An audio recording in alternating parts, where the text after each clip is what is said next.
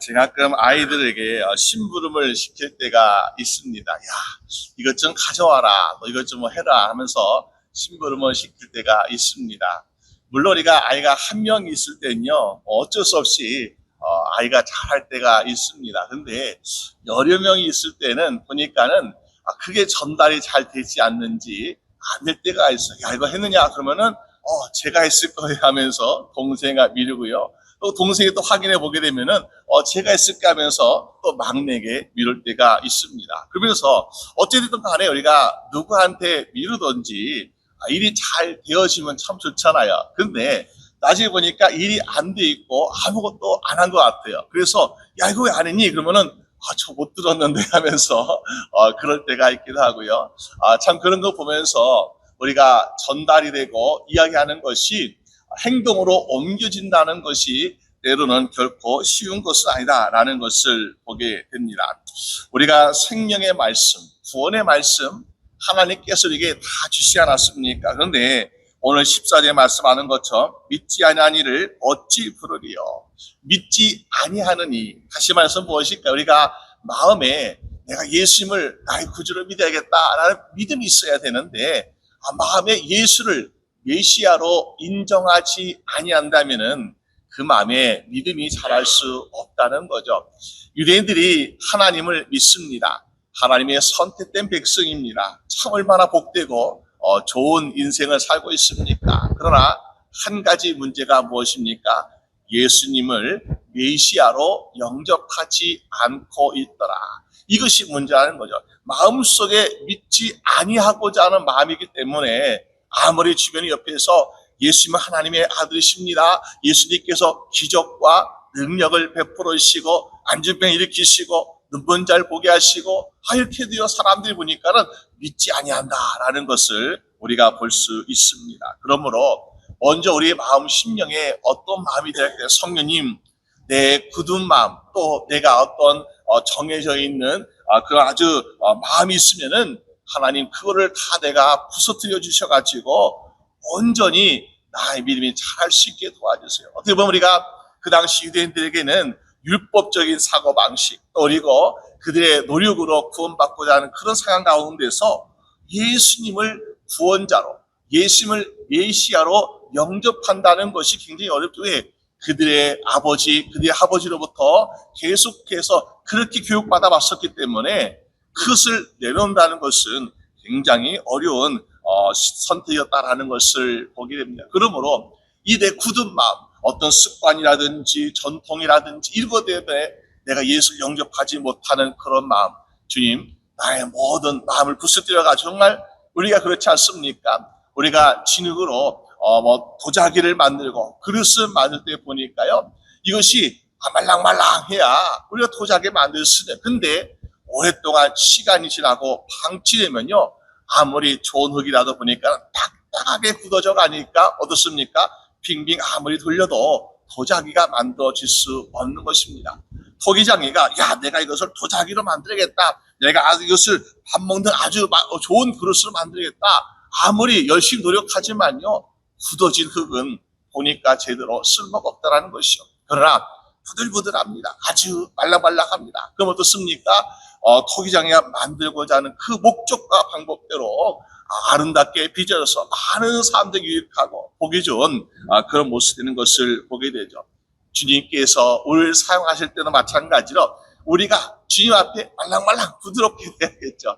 그래서 주님 앞에 정말 아름답게 쓰임받을 수 있는 여러분 되시기를 주님 이름으로 축원합니다.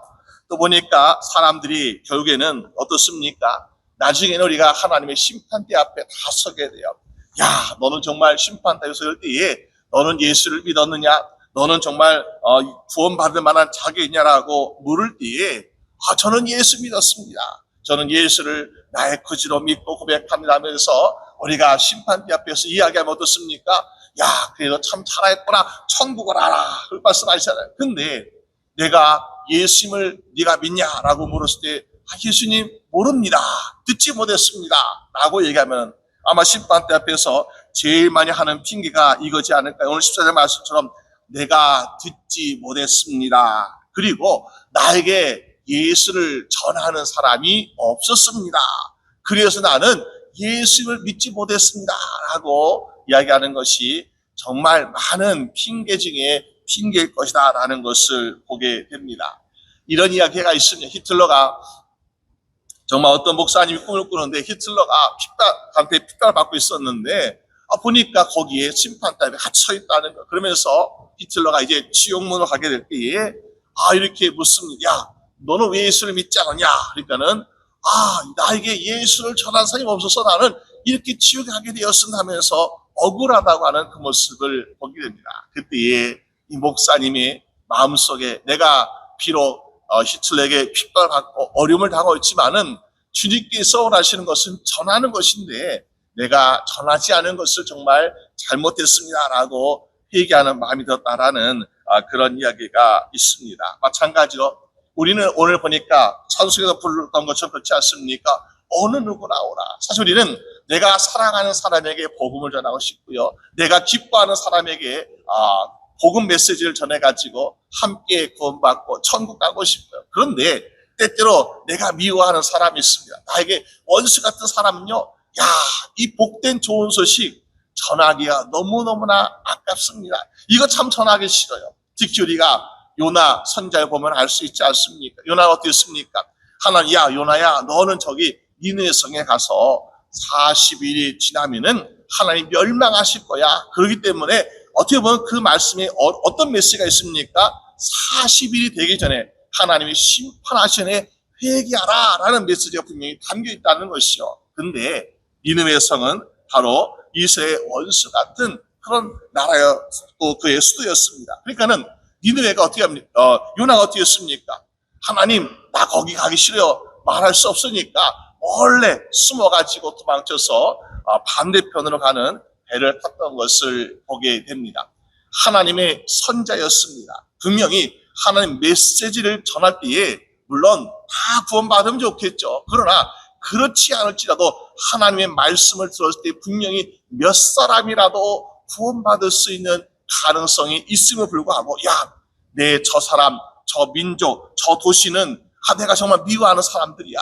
저 사람들은 구원받을 만한 가치가 없어라고 내가 판단하고 정죄해서 우린 때때로 전하지 않을 때가 있더라라는 것입니다. 그러나 그들도 어떤 영혼이겠습니까? 하나님께서 불쌍히 여기시는 영혼이다. 그래서 하나님께서 요나를 채찍질하고 고난을 주고 그러면서 요나를 니느웨 성에 보내지 않았습니까? 그런데 요나가 깨닫지 못한 것이 무엇이었습니까? 내가 저 사람들은 원수 같은 사람들이야. 저 사람들은 저 사람들은 구원받으라 가치가 없는 사람들이야. 저 사람은 내가 전해도 안 믿을 거야 라고 생각해서 결국 발을 돌렸었지만은 그러나 선자 요나가 니느웨 성에 가서 대충 설렁설렁 복음 전했습니다. 왜? 마음에 진심이 없잖아요. 그 영혼들을 사랑하는 마음이 없잖아요. 그러니까는 사할 거 되는 그 성을 다 돌지 아니하고요. 대충 전했습니다. 근데 어떤 일이 일어나게 되었습니까? 분명히 그들은 말씀을 듣고도 회개하지 않을 거다. 그들 말씀을 듣고도 그들은 짐을 영접하지 아니하고 구원받지 못할 거다라고 생각했던 그 니느웨 성에 있는 사람들이 변하기 시작했습니다. 그들의 왕으로부터 그들의 신하들과 사람들과 심지어 짐승들까지 금식하고 죄를 뒤집어 쓰면서 하나님께 자복과 회개하는 그런 모습들을 보여주고 있다는 것입니다. 그러니까 분명히 하나님께서 내가 40일 지나면 니느웨 성을 심판하겠노라 하나님 말씀하셨는데 회개하니까 어떡합니까? 하나님도 정말 그 말씀 가운데 물론 약속은 지키시지만은 그러나 회개할 심령은 하나님 불쌍히 여기신다는 거죠. 그러니까는 니느웨 성이 멸망당하지 않았던 그런 모습을 보게 됩니다. 왜? 그들에게 전하는 자가 있으니까 멸망당할 영혼들이 멸망을 면하게 되더라라는 것을 보게 됩니다. 그래서 오늘 우리가 살아가는 가운데 우리는 무엇을 되겠습니까? 저 사람은 구원받을 만한 사람이야. 저 사람은 구원받지 못할 사람이야. 우리가 판단하고 가릴 것이 아니라 우리는 눈앞에 보이는 어떤 삶이 간에 주여 저 영혼을 불쌍히 해주시옵소서. 저 영혼이 예수를 믿고 구원받게 달라고 간구하고 또 그들의 심령이 열려서 우리가 전하는 복음 가운데서 함께 구원받게 되는 여러분 되시기를 주님의 이름으로 축원합니다.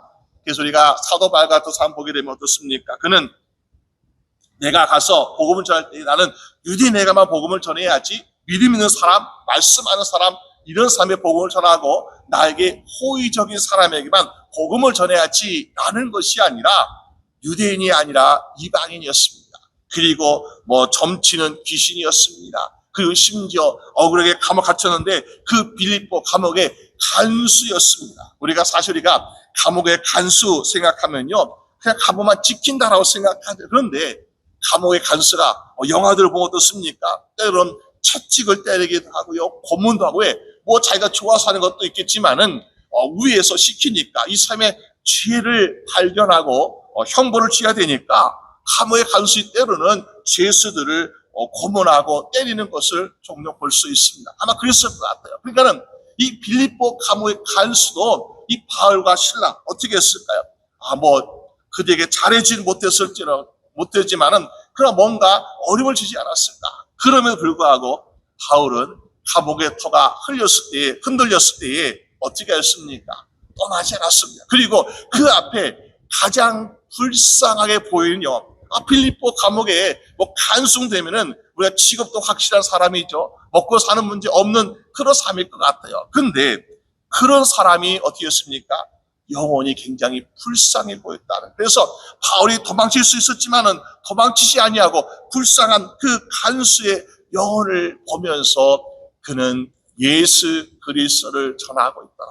그래서 그가 바울이 복음을 전하니까 어떻게 했습니까? 그 간수뿐만 아니라 그의 가족도 함께 말씀을 듣고 구원받게 된 놀라운 역사가 일하고 있는 것을 보게 됩니다. 그러니까 우리가 정말 우리가 듣고자 하는 사람들에게, 또 듣고자 하지 않을지라도 성령님께서 인도하신 가운데 우리가 전하게 될 때에 놀라운 역사가 일하게 되는 줄로 믿습니다. 우리 성경 보면서 때로 이런 말씀을 보게 됩니다. 어떻게 돼지에게 진주를 줄 수 있겠느냐? 물론 돼지에게는 진주를 주어도 가치를 모르고 의미가 없습니다. 그러나 사람이기 때문에 우린 때때로 그런 모험과 도전을 해야 될 필요가 있다라는 거죠. 짐승은 몰라요. 아무것도 몰라요. 그러나 사람은 영혼이 있기 때문에 하나님께서 그 영혼을 깨우치시고 그 영혼에 정말 성령님께서 역사를 말미암아 우리가 복음 전할 때 언젠가는 또 불시에 그 영혼이 깨닫게 되어서 주를 영접하는 역사가 일하지 않겠습니까? 그러므로 우리는 이 사람 저 사람 가릴 수 없다는 거죠. 근데 예루살렘 교회는 어떻게 했습니까? 예루살렘 교회는 보니까는 사람을 가렸어요.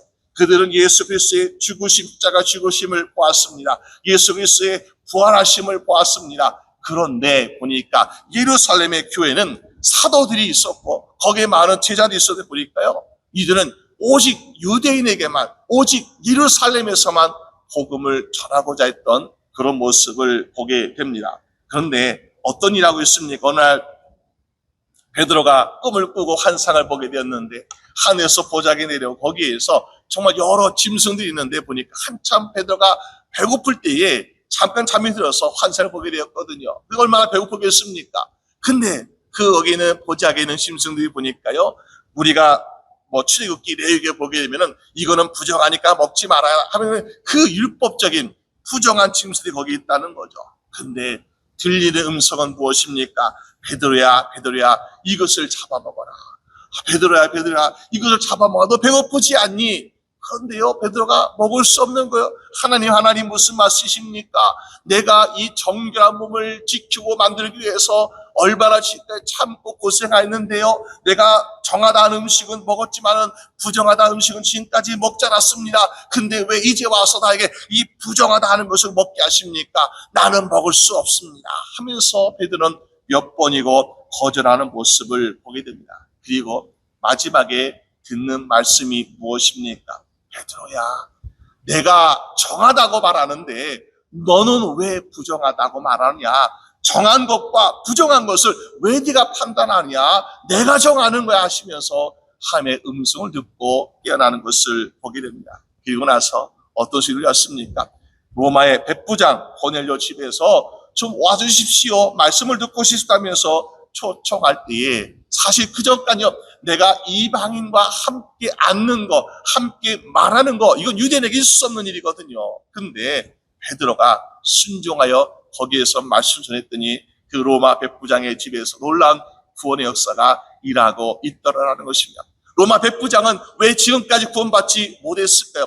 하나님을 사모하고 또 하나님을 향해서 경건한 삶을 살았지만은, 그러나 이방인이라는 그 이유, 편견과 판단 때문에 전한 자가 없었기 때문에 구원만 역사가 없었다는 것. 그런데 베드로의 심령이 열리고 그의 마음이 열리니까 어떻습니까? 이방에 가서 복음을 전하니까 로마 백부장 이방인도 가서 거기에서 복음을 듣고 구원받게 되는 기회가 주어지고 있지 않습니까? 우리도 이것을 보면 야 그렇구나, 혹시나 내 마음속에 나도 베드로와 같이 판단과 편견을 하고 있는 것은 아닌가. 오늘 이 로마서의 말씀 바로 그것을 유대인들에게 또 우리에게 전하고 있는 모습을 보게 됩니다. 그러면은 우리에게 생각할 수 있습니다. 하나님, 내가 말씀을 말씀대로 순종해서 전했습니다. 그런데 열매가 없는 걸 어떻게 하겠습니까? 정말 억울한데, 이거 정말 열매가 없을 텐데 그래도 전해야 됩니까? 라고 우리 하나님께 또 물을 수 있는. 왜? 물론 우리가 열심히 복음을 전해서 금방금방 열매가 일어나고, 마치 우리가 베드로가 복음을 전 때 한 번에 3,000명씩 침례받고 얼마나 좋습니까? 그런 역사가 일어나야 되는데, 오늘날 보니까는 이거 한 명이 복음을 전하는데 1년이 지났습니다, 5년이 지났습니다, 10년이 지났습니다.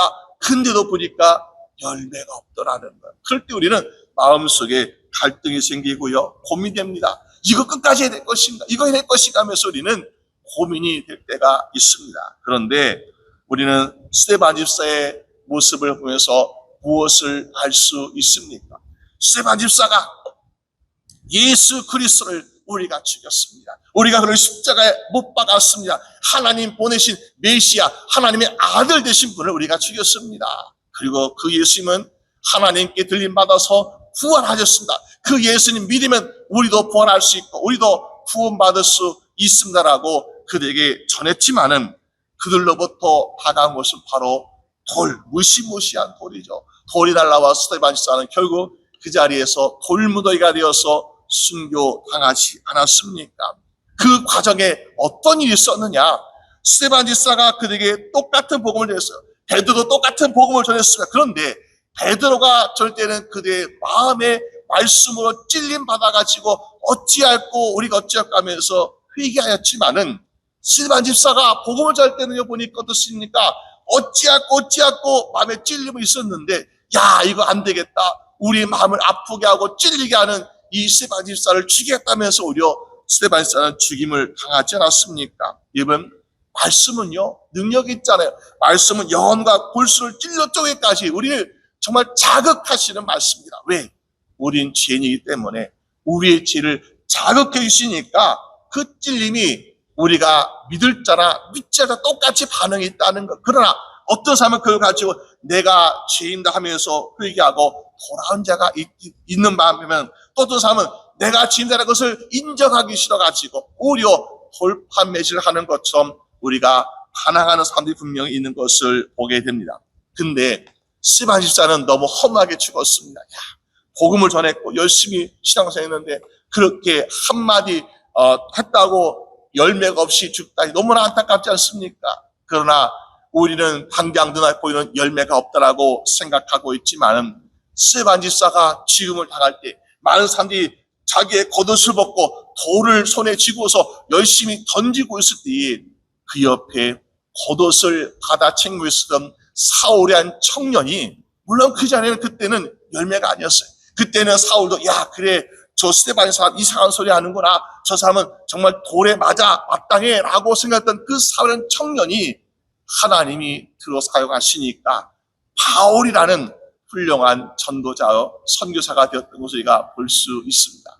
얼마나 큰, 우리가 물론 사도 베드로가 3,000명을 회개시키고 그들이 진해받은 것도 중요하지만요, 그 3,000명이 사실은요 우리가 어떻습니까? 성경에 기록될 만한 놀라운 사람들이 거기 나왔습니까? 그건 모르겠어요. 근데 사울이라는 사람이 바울이었는데 그 한 사람이 신약성의 대부분을 또 많이 기록했고 그 사람을 통해서 많은 이방인 지역의 교회가 세워지고 그리고 온 유럽과 모든 곳에 정말 교회가 세워지는 놀라운 역사가 일어나고 아마도 사도 바울이 교회 세우고 사도 바울이 전도했던 그 열매는 수천, 수만 명, 수십만 명에 이르지 않았을까. 이래서 우리가 볼 때요, 열매를 함부로 판단할 수 없는 거야. 야, 열매가 주렁주렁 많이 있다고 해서 야, 많은 거야. 내가 열매 많이 열었어. 이거보다는 훌륭한 아주 그런 좋은 씨앗, 이것을 하나 우리가 만들어 얻었습니까? 이 좋은 씨앗을 가지고 그 좋은 열매가 더 수백 배 열매가 열릴 수 있잖아요. 바로 스티반 집사는 자기의 순교를 통해서 사도 바울이라는 믿음의 씨앗이 생기하는 놀라운 역사가 일어난 것을 우리가 볼 수 있습니다. 그러므로 오늘에게 전하는 것은 무엇입니까? 우리에게 말씀하신 것은 15절 말씀 보니 야, 좋은 소식을 전한 자들, 우리에게 바라는 그것이에요. 좋은 소식을 전하는 자들이 되라고 우리에게 말씀하고 있습니다. 오늘 우리는 과연 좋은 소식을 전한 사람인가, 아니면은 우리는 좋은 소식을 감추고 있는 사람인가? 우리는 때때로 좋은 것을 어떻습니까? 감추고 숨기고 아낄 때가 있습니다. 근데요, 너무 좋은 것을 감추고 숨기고 아끼다 보면은 어떻게 보니까는 가만히 뒀더니 썩어져서 쓰지 못할 때가 종종 있지 않습니까? 아주 맛있는 거, 야, 내가 이거 뒀다가 나중에 맛있게 먹어야지. 근데 깜빡 잊어버렸어요. 그래가지고 나중에 보면 곰팡이 나기도 하고요, 먹지 못할 때가 있습니다. 참 안타깝죠. 또 우리가 정말 좋은 거 있는데 보니까 나중에 보니까 녹슬어가지고 쓸데없는 그럴 때가 있습니다. 그래서 18세기 조지 휘필드라는 전도자가 이렇게 얘기했습니다. 나는 내 인생은 내가 녹이 슬어서 없어지기보다는 차라리 마음껏 주님을 향해서 써가지고 달아서 없어지길 원하더라. 우리 인생은 마찬가지로 우리 인생은 어떻습니까? 다 썩어질 욕심이에요. 다 없어질 욕심입니다. 그런데 어떤 사람은 아끼다가 보니까는 나중에 쓰려고 하니까는 녹슬은 것처럼 사용하지 못할 때가 있어요. 그런데 열심히 주님 위해서 달아 없어지는데, 물론 없어지는 건 마찬가지예요. 그러나 우리에게는 다시 부활하는 놀라운 축복이 있는 것이고, 하나님의 상급과 면류관 받는 상급이 우리에게 또한 주어지고 있지 않습니까? 오늘 말씀 우리가 정말 주님께서 허락하신 그 모든 것을, 우리에게 주신 은사도 그렇고 능력도 그렇고 기도도 그렇고 우리가 할 수 있는 많은 것이 있는데, 이것을 우리가 정말 하나님께서 원하시는 불쌍한 영혼들, 아직 구원받지 못하고 아직 복음 듣지 못하고 아직 그들의 심령이 닫히는 그 심령을 위해서 우리가 함께 사용함으로 말미암아 우리도 정말 좋은 소식을 전한 자들이 되어서 하나님께 영광을 올릴 수 있는 여러분 되시기를 주님의 이름으로 축원합니다. 우리 함께 기도드리겠습니다. 하나님 아버지, 감사합니다. 오늘 우리의 인생을 살아갈 때 주여, 내가 살아가는 사람들, 내게 유익한 사람들에게 우리는 마음을 쓰기도 하고 그들 위해서 기도하기도 하고 그들 위해서 복음을 전할 때가 있습니다. 주여, 그러나 우리의 생각과 하나님의 생각은 다르심을 깨닫습니다. 하나님은 편견 없이 모든 사람이 구원받기를 원하시는 사실을 오늘 말씀을 통해서 다시 한번 보게 되었습니다. 주여, 오늘 허락하신 많은 세상의 영혼들, 그들에게 듣지 못하는 자가 있습니까? 그들에게 전파한 자가 없습니까? 주여, 우리가 정말 그들에게 참된 복음을 전할 수 있도록 도와주시고 그들의 심령이 열려서 우리가 전할 때 그들에게 마음에 찔림이 있고 회개하게 되어서 정말 주님을 영접할 수 있는 놀라운 은혜가 임할 수 있도록 인도하여 주시옵소서. 우리도 좋은 소식을 전한 자가 되길 원합니다. 우리가 세상적으로 성공하고 부유하고 이런 성공의 좋은 소식이 아니라 참된 기쁨, 복음과 구원의 소식을 전하는 자가 될 수 있도록 한 사람 한 사람 도우시고 인도하여 주시옵소서. 그래서 우리의 인생이 모두 주님 앞에 서게 되었을 때에 정말 칭찬과 상급과 연료가 다 받을 수 있는 복들은 다 될 수 있도록 인도하여 주시옵소서. 나의 사랑하는 이웃도, 나의 사랑하는 가족과 친척들뿐만 아니라 이 세상에 아직 주님을 듣지 못하고 깨닫지 못해서 악을 행하고 죄를 행하는 그 불쌍한 영혼들을 기억하셔서 주여, 그들이 정말 하나님을 알아가게 하시고 그들이 정말 죄인인 것을 깨닫게 하셔서 한 걸음 한 걸음 주님을 향하여 나올 수 있도록 도와주시옵소서. 감사드리옵고 우리 주 예수 그리스도의 이름으로 기도드립니다. 아멘.